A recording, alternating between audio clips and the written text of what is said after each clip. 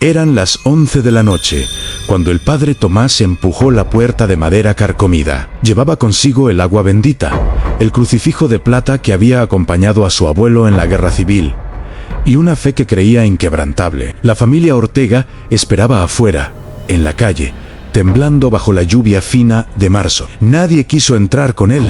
La casa olía a humedad antigua y a algo más, algo orgánico que se pudría sin estar muerto del todo. El padre Tomás encendió las velas que había traído y comenzó a recitar el rito de bendición. Su voz resonaba firme contra las paredes desnudas, pero al pronunciar el nombre de Cristo por tercera vez, algo cambió. El aire se volvió denso, espeso como aceite invisible. Las llamas de las velas se inclinaron todas hacia él, no por el viento, sino como si algo las jalara desde dentro. El padre sintió un frío que no venía del exterior, sino que nacía debajo de sus propios pies, subiendo por sus piernas como manos heladas, trepando por su cuerpo. Continuó rezando aún más fuerte ahora, pero su voz ya no resonaba igual. Las palabras se ahogaban antes de llegar a las paredes, como si la casa las devorara.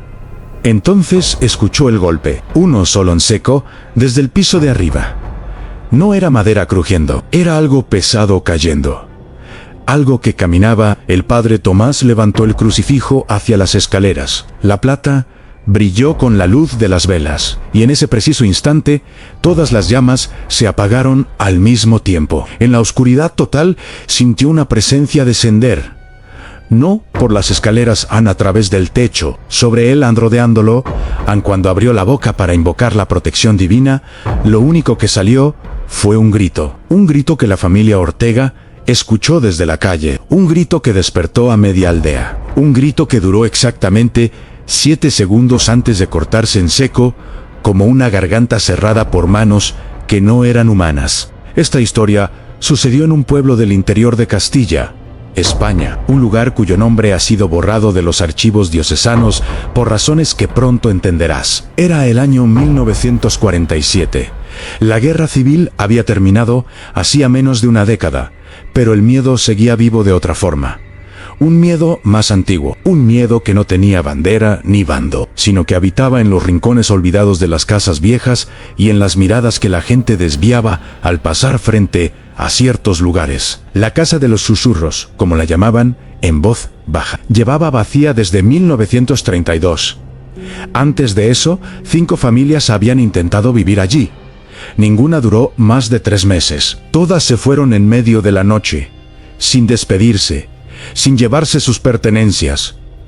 Algunas dejaron la comida todavía caliente sobre la mesa. La última familia salió con los niños descalzos, corriendo bajo la lluvia, gritando cosas que nadie quiso repetir. El pueblo era profundamente católico. Misas diarias, rosarios al atardecer, crucifijos en cada puerta. Pero había ciertos temas que incluso la fe no podía tocar sin miedo. La casa era uno de ellos. Los ancianos decían que había sido construida sobre un antiguo lugar de castigo. Otros hablaban de un suicidio ritual ocurrido en el sótano décadas atrás. Lo único cierto es que nadie quería acercarse después del anochecer. Yo llegué a esta historia por accidente. Mientras investigaba archivos parroquiales de la posguerra, encontré una carpeta sellada con lacre negro. Dentro había un informe escrito a mano por el obispo de la diócesis, fechado en abril de 1947.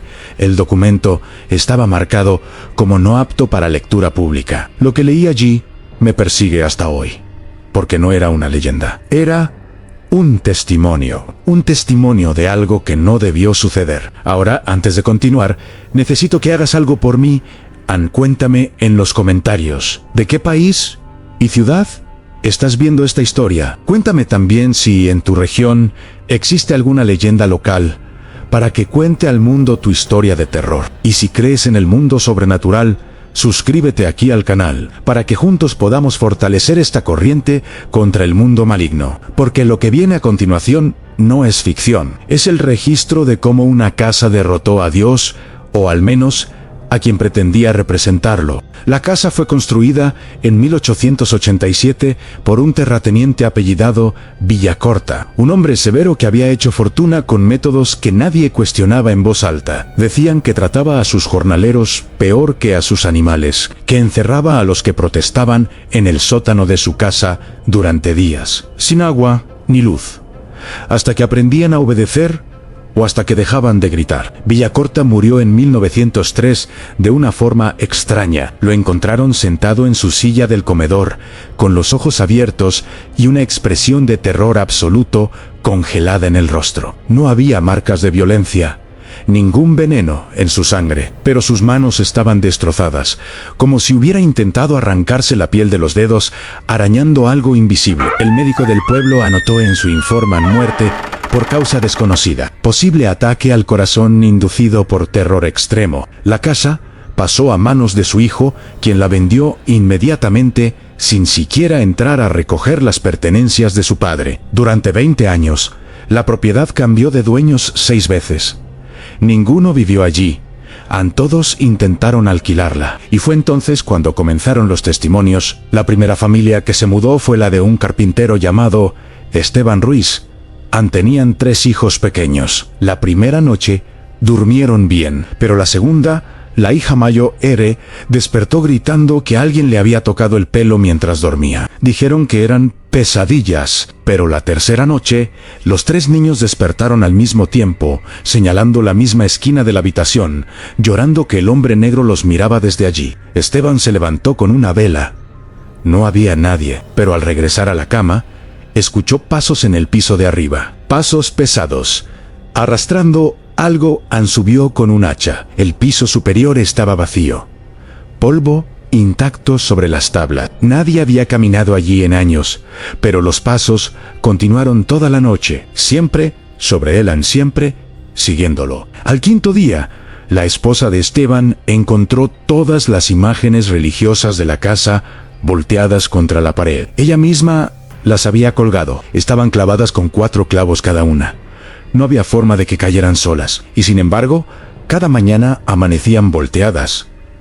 Siempre durante la noche, siempre en silencio. Esteban intentó bendecir la casa, él mismo. Roció agua bendita en cada habitación, mientras recitaba un Padre Nuestro. Esa noche, su hijo menor desapareció de su cama. Lo encontraron 3 horas después, encerrado en el sótano, temblando, incapaz de hablar. Cuando finalmente pudo articular palabras, solo repetía una frase: me llevó el señor de abajo. Nunca volvió a ser el mismo. Dejó de hablar por completo 2 semanas después. La familia Ruiz abandonó la casa al amanecer del día siguiente.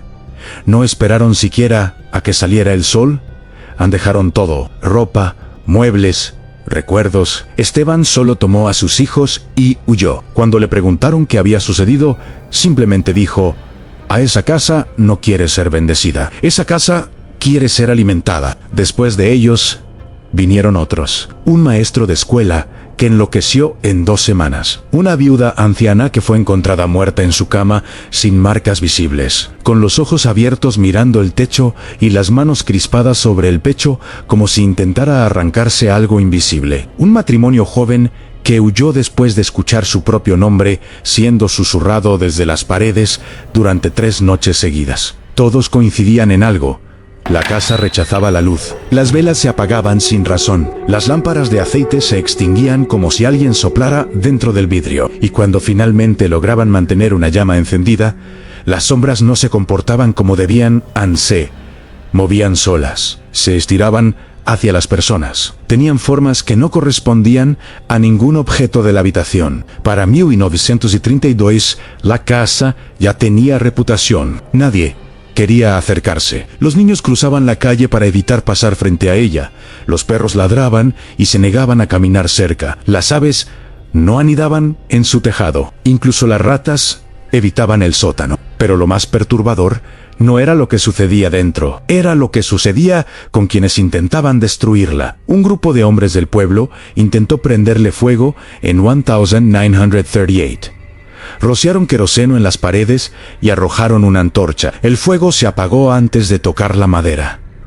Lo intentaron 3 veces. El fuego simplemente se negaba a arder, como si la casa estuviera protegida por algo más antiguo que el miedo humano. Fue entonces cuando alguien sugirió lo inevitable. Si el fuego no funcionaba, quizás la fe, quizás un sacerdote podría limpiar lo que habitaba allí. Quizás Dios podría entrar donde los hombres habían fallado. ¿Qué error tan mortal fue ese pensamiento? El padre Tomás Aguirre tenía 42 años cuando aceptó bendecir la casa. Era un hombre respetado en la diócesis. Había estudiado en Salamanca, conocía el latín y el griego, y tenía fama de ser firme contra la superstición. No creía en fantasmas ni en maldiciones. Creía en Dios, en el demonio como concepto teológico, y en la debilidad de los hombres que confundían el miedo con lo sobrenatural. Cuando la familia Ortega compró la casa, en marzo de 1947, el padre Tomás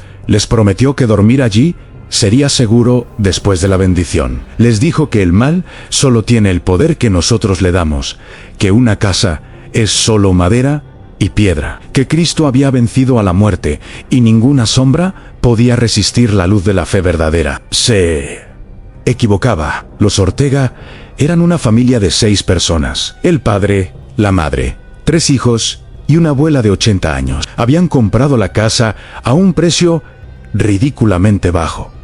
Necesitaban el espacio. No podían permitirse creer en leyendas. Pero cuando entraron el primer día y vieron las paredes desnudas, los pisos manchados y sintieron ese frío que no venía del exterior, supieron que algo no estaba bien. La abuela se negó a entrar. Se quedó en la calle, apretando su rosario, murmurando oraciones en voz baja. Cuando le preguntaron por qué, solo dijo: «Esta casa ya tiene dueño y no es humano». El padre Tomás llegó esa misma tarde para hacer un reconocimiento. Caminó por cada habitación con su breviario en la mano, tocando las paredes, inspeccionando los rincones. No encontró nada inusual, solo una casa vieja, húmeda y abandonada. Pero al llegar al sótano, algo lo detuvo. La puerta estaba cerrada con un candado oxidado.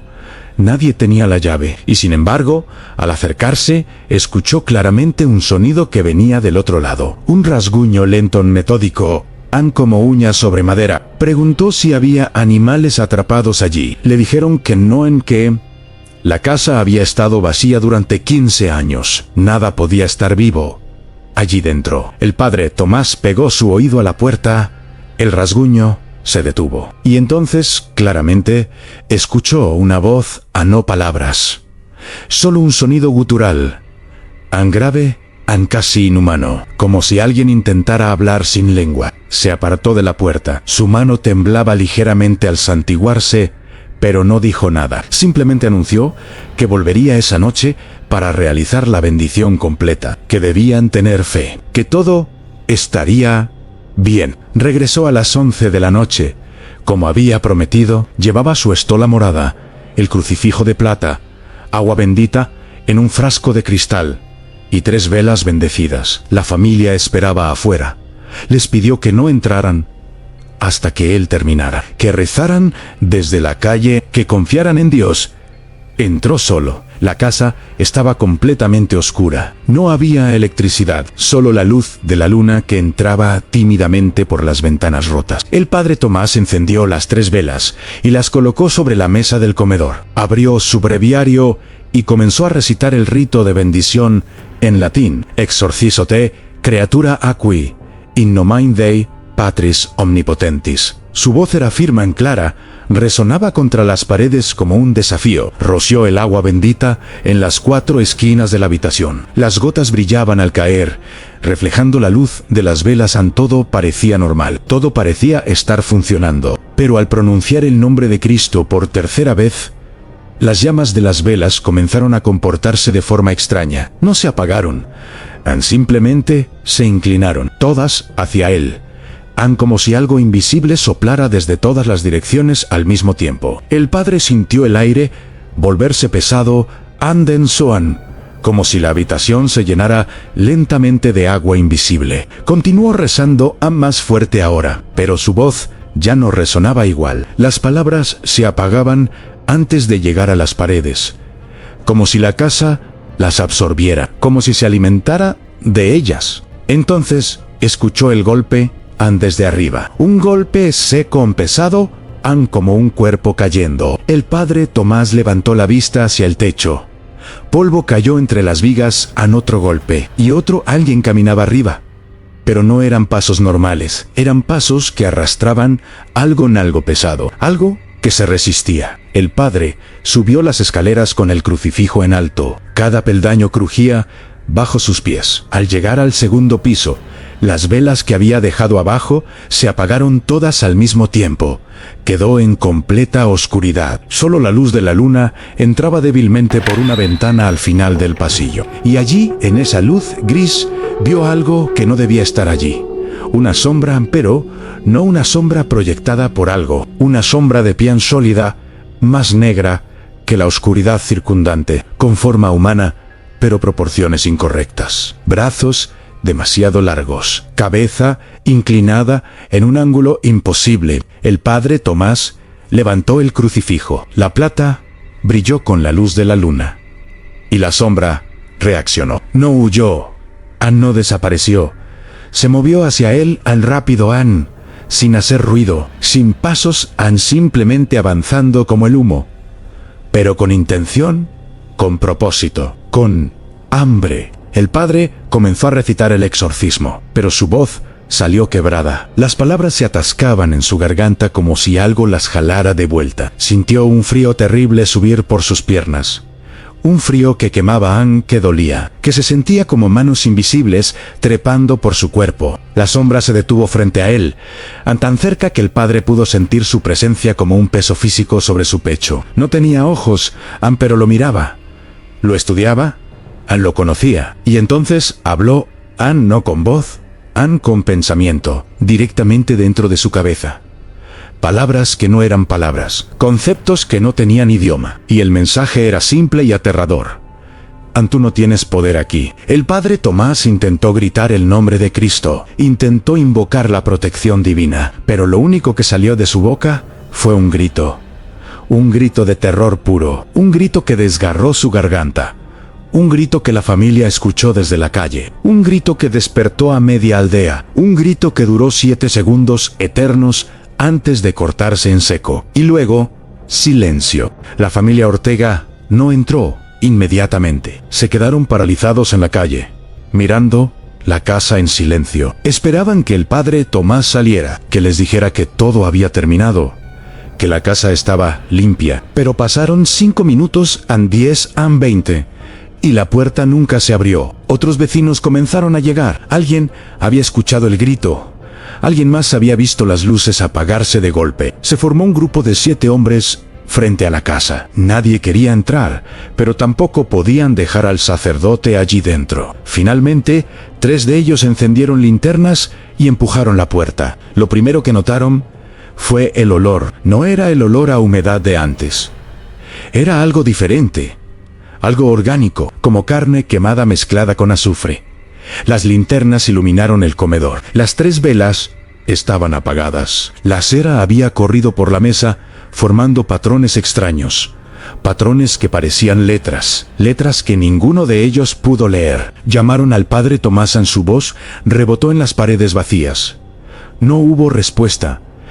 Subieron las escaleras. Los peldaños estaban húmedos, como si alguien hubiera derramado agua. Pero al tocarla, no era agua. Era algo más viscoso, algo tibio, algo que olía a hierro. Lo encontraron en el segundo piso, al final del pasillo, tendido boca arriba, a los ojos abiertos, la boca abierta en un grito congelado, las manos crispadas sobre el pecho, aferrando el crucifijo con tanta fuerza que la plata había dejado marcas en sus palmas. Pero lo más perturbador no era su expresión, era su posición. Estaba acostado perfectamente centrado en el pasillo, los brazos extendidos en cruz en las piernas juntas, como si alguien lo hubiera colocado allí con cuidado, como si hubiera sido posicionado deliberadamente, como una burla, como un mensaje. El médico llegó 30 minutos después, examinó el cuerpo sin moverse del sitio. Se negó a tocarlo dentro de la casa. Ordenó que lo sacaran inmediatamente. 4 hombres levantaron al padre Tomás y lo llevaron a la calle. Su cuerpo estaba rígido, no por el rigor mortis. Eso tarda horas en aparecer. Estaba rígido como si hubiera muerto aterrorizado, y cada músculo se hubiera contraído al mismo tiempo. La autopsia se realizó al día siguiente en la sacristía de la iglesia. El médico, el doctor Menéndez, escribió un informe que nunca fue publicado oficialmente. Yo lo encontré dentro de aquella carpeta sellada. Lo que decía era imposible, médicamente imposible. El padre Tomás había muerto de un paro cardíaco, pero su corazón no se había detenido por causas naturales. Se había detenido porque había dejado de latir mientras él aún estaba consciente. El doctor Menéndez escribió: el corazón presenta señales de haberse contraído violentamente, como si hubiera sido apretado por una mano invisible. Las fibras musculares están desgarradas desde dentro. Jamás he visto algo así. Es como si su propio corazón hubiera intentado escapar de su pecho. Pero había más, mucho más. Los ojos del padre Tomás estaban dañados, las retinas quemadas, no por luz, por algo que el doctor describió como exposición a una oscuridad imposible. Esas fueron sus palabras exactas. Como si hubiera mirado algo tan negro que quemaba, como si la oscuridad misma tuviera temperatura. Y había marcas en su espalda, marcas que no estaban cuando entró a la casa, arañazos profundos, pero no hechos desde afuera, hechos desde adentro, como si algo hubiera intentado salir de su cuerpo, arañando desde dentro de su piel. El obispo prohibió hablar del caso. Ordenó que el cuerpo fuera enterrado inmediatamente, sin velorio, sin ceremonia pública. La familia del padre Tomás nunca recibió explicaciones. Solo les dijeron que había muerto cumpliendo con su deber, que había sido un ataque al corazón, que Dios lo había recibido en su gloria. Pero los que estuvieron allí esa noche sabían la verdad. Sabían que algo en esa casa había matado a un sacerdote, y no solo lo había matado, lo había destruido, lo había aterrorizado tanto que su propio cuerpo se rindió antes de seguir experimentando ese miedo. La familia Ortega nunca entró a vivir en la casa. La abandonaron esa misma noche, dejaron todo. Las pocas pertenencias que habían llevado quedaron adentro. A nadie las reclamó. Nadie quiso volver a entrar. Durante los meses siguientes, otros 2 sacerdotes fueron enviados por la diócesis. Ambos se negaron a entrar, simplemente bendijeron la casa desde la calle, con las manos temblando, recitando oraciones apresuradas, y se fueron lo más rápido posible. Uno de ellos renunció al sacerdocio 2 semanas después. El otro fue encontrado borracho en una taberna, llorando, repitiendo que Dios no vive en esa casa. La casa fue sellada oficialmente en junio de 1947. El alcalde ordenó tapiar las puertas y ventanas con ladrillos, pero los albañiles que hicieron el trabajo se negaron a terminar el sótano. Dijeron que había algo allí abajo que no los dejaba trabajar, que escuchaban rasguños desde dentro, que sus herramientas desaparecían, que sentían manos invisibles empujándolos hacia las escaleras. El trabajo quedó inconcluso. La puerta del sótano nunca fue sellada, y hasta el día de hoy, según los testimonios locales, esa puerta sigue abierta. Nadie se atreve a cerrarla, porque los que lo han intentado dicen que escuchan algo del otro lado, algo que respira, algo que espera. Los años pasaron, Han. La casa se convirtió en una leyenda. Los niños se atrevían unos a otros a tocar su puerta. Los adolescentes iban de noche a dejar grafitis en sus paredes, pero nadie entraba, y los que se acercaban demasiado reportaban las mismas sensaciones: frío repentino, náuseas, una presión en el pecho, y la certeza absoluta de estar siendo observados. En 1965, un grupo de estudiantes universitarios intentó pasar la noche allí como parte de una investigación paranormal. Duraron 40 minutos, salieron corriendo después de que uno de ellos comenzó a convulsionar sin razón médica. En el hospital, el chico no podía dejar de llorar. Repetía que algo había entrado en su cabeza, que había visto memorias que no eran suyas. Memorias de dolor y de tortura, de gente muriendo en ese sótano hace más de 100 años. En 1983, un equipo de demolición fue contratado para derribar la casa. El gobierno local había decidido que era un peligro público. Los trabajadores llegaron con maquinaria pesada, pero la excavadora se averió 3 veces consecutivas sin razón aparente. Luego, El capataz cayó desde un andamio y se rompió ambas piernas. Otro trabajador fue hospitalizado después de un ataque de pánico tan severo que quedó catatónico durante 2 días. El proyecto fue cancelado. La casa permanece en pie. Hoy, en el año 2025, la casa sigue allí. Las paredes tapiadas están cubiertas de moho y grafiti. El techo se ha derrumbado parcialmente, pero la estructura se mantiene, como si algo la sostuviera, como si no se le permitiera caer. Los ancianos del pueblo ya no hablan de ella. Los que recuerdan aquella noche de 1947 han muerto casi todos, pero los archivos permanecen, los testimonios están guardados en carpetas selladas y el cuerpo del padre Tomás descansa en el cementerio local, bajo una lápida que solo dice su nombre sin fechas, sin epitafio, como si su muerte fuera algo que debía ser olvidado. Pero hay algo que no se puede olvidar, algo que los documentos confirman, algo que me quitó el sueño después de leer aquel informe episcopal. El padre Tomás no fue la última víctima de esa casa. Desde su muerte, 17 personas han muerto en circunstancias extrañas en un radio de 200 metros alrededor de la propiedad. Ataques cardíacos a suicidios inexplicables, accidentes imposibles. Y todos tienen algo en común. Todos reportaron haber soñado con la casa días antes de morir. Todos dijeron haber escuchado una voz llamándolos. Todos mencionaron un frío que venía desde adentro. Quizás el padre Tomás tenía razón en algo. El mal solo tiene el poder que nosotros le damos. Pero también estaba equivocado, porque hay lugares donde el mal no necesita nuestro permiso. Hay lugares donde el mal llegó primero, donde construyó su hogar, donde alimentó su hambre con dolor humano durante tanto tiempo que se volvió parte de las piedras, parte de la madera, parte del aire mismo. Y esos lugares no pueden ser bendecidos, no pueden ser limpiados, no pueden ser destruidos, solo pueden ser evitados, respetados desde la distancia y jamás, bajo ninguna circunstancia, desafiados. Si alguna vez te encuentras frente a una casa así, una casa que todos evitan, una casa que parece rechazar la luz, una casa donde los animales no entran y las aves no cantan, no intentes bendecirla, no intentes salvarla, no intentes demostrar que tu fe es más fuerte que el mal que habita allí, porque el padre Tomás intentó eso, y lo único que logró fue confirmar algo aterrador.